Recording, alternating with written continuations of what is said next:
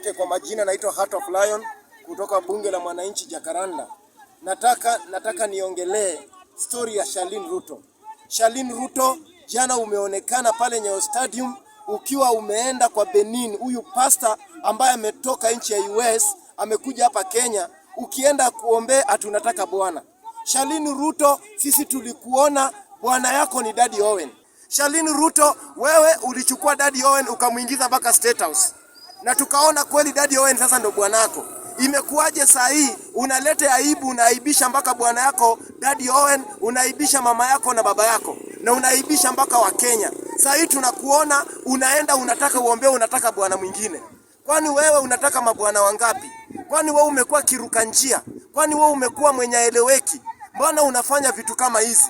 Si ungekataza tu Daddy Owen mapema kuwa wewe hauko tayari kuoleka, ulikuwa unataka tu mambo ya kamu stay. Sasa hii hata bado mwaka haijaisha, bado sasa hii tunakuona unataka tena mwanaume mwingine. Sasa unataka bwana kutoka wapi? Hii ni aibu gani unaleta Charlene Ruto? Wewe ni mtoto wa rais, unaaibisha mpaka babako na mamako.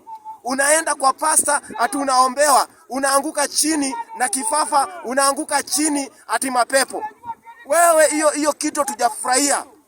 Na tunasema hautaaibisha hata wanadada wa Kenya. Lazima ukae na bwana yako ambaye ni Daddy Owen.